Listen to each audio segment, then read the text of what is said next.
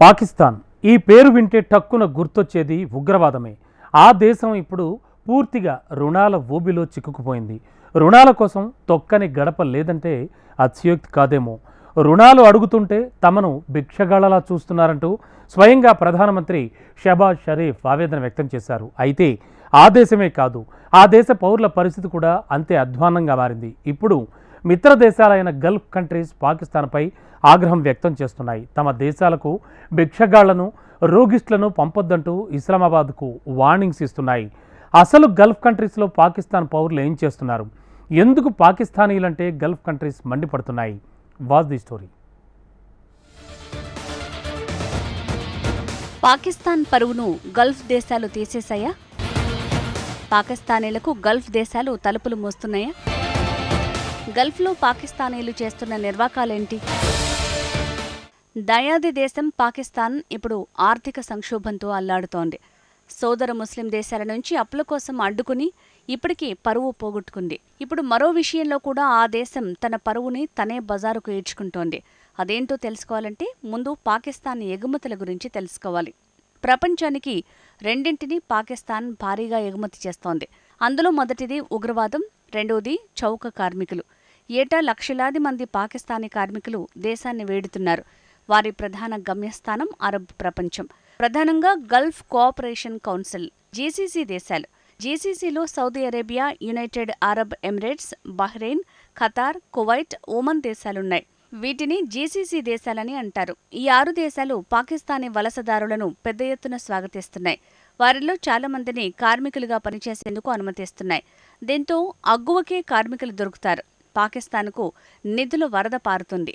అలా వచ్చిన నిధులు రికార్డు స్థాయికి చేరాయి. $320 కోట్ల పాకిస్తానీ కార్మికులు స్వదేశానికి మళ్లించారు. ఈ నిధులు ఎక్కువగా సౌదీ అరేబియా, యుఏఈ దేశాల నుంచే వచ్చాయి. అసలే ఆర్థిక సంక్షోభంతో పాకిస్తాన్ విలవిల్లాడుతోంది. ఈ నిధులే పాకిస్తాన్ ఆర్థిక వ్యవస్థకు ఆయువుగా మారాయి.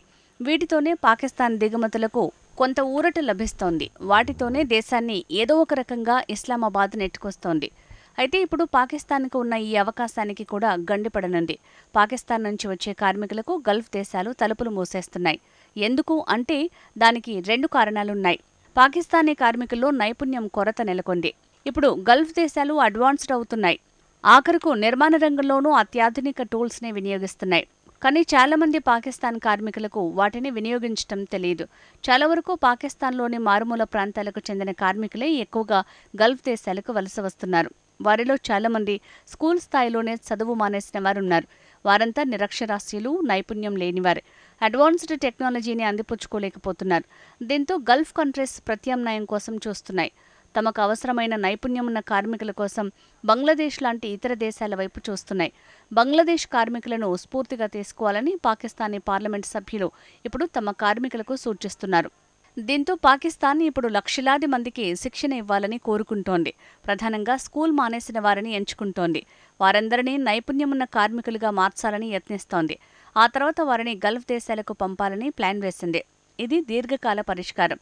అయితే ఇది తక్షణమే సమస్యను పరిష్కరించలేదు. ఇతర దేశాల కార్మికులతో పోలిస్తే పాకిస్తానీలకు మరీ తక్కువ నైపుణ్యాలున్నాయి. పాకిస్తానీ కార్మికులను గల్ఫ్ దేశాలు వద్దనుకోవటానికి ఇది ఒక కారణం. అయితే రెండో కారణం మాత్రం గల్ఫ్ దేశాలను ఆందోళనకు గురిచేస్తోంది. పాకిస్తానీ వలసదారుల తీరే అందుకు కారణం. 6 జీసీసీ దేశాల్లో 4 దేశాలు ఈ విషయంలో పాకిస్తానీల కారణంగా టెన్షన్ పడుతున్నాయి.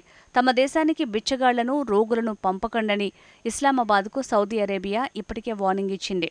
ఏటా 4 లక్షల మంది పాకిస్తానీలు సౌదీకి చేరుకుంటున్నారు. వాళ్లలో చాలామంది యాత్రికుల వీసా మీద వెళ్తున్నారు.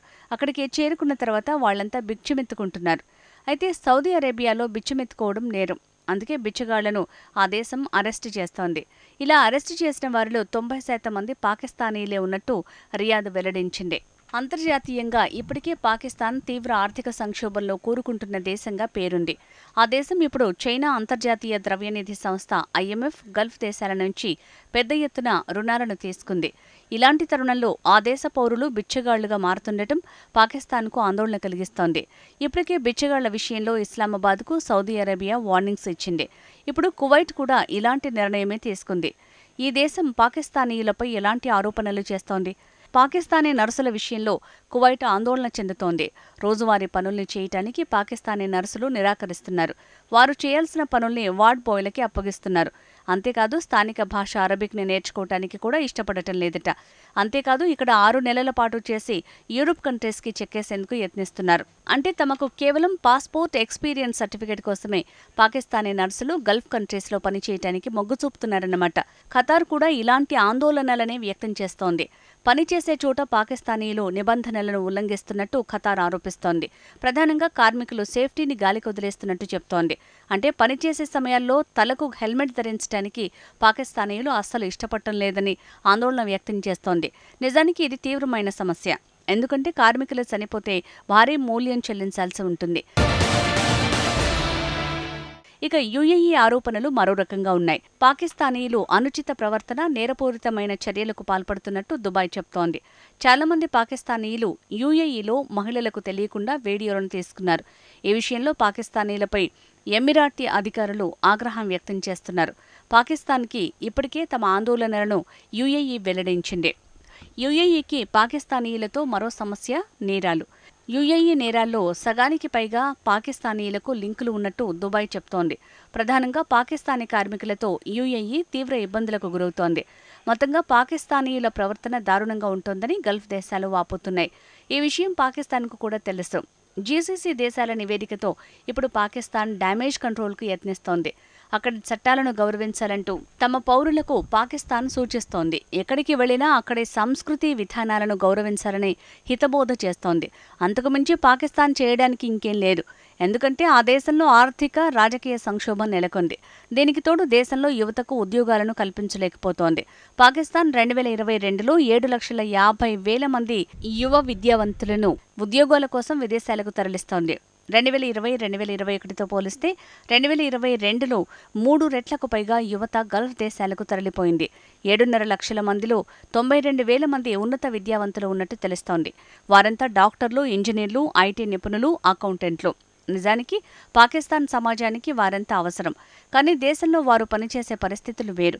వారంతా గల్ఫ్ దేశాలకు క్యూ కడుతున్నారు. గల్ఫ్ దేశాలకు ఎక్కువ మందిని ఎగుమతి చేసే దేశాల్లో పాకిస్తాన్ 2వ స్థానంలో ఉంది. మొత్తంగా పాకిస్తాన్ మాత్రమే కాదు, ఆ దేశ పౌరులు కూడా బిచ్చమెత్తుకుంటున్నారు. పాకిస్తాన్ పరువును గల్ఫ్ దేశాలు బజారుకేడ్చాయి. ఇప్పుడు పాకిస్తాన్కు తన మొహం ఎక్కడ పెట్టుకోవాలో తెలియట్లేదు. ప్రపంచానికి ఉగ్రవాదులను ఎగుమతి చేసి చీడలా మారింది. ఇప్పుడు బిచ్చగాళ్లను ఎగుమతి చేసి తన పరువును తనే అరేబియాలో కలుపుకుంటోంది.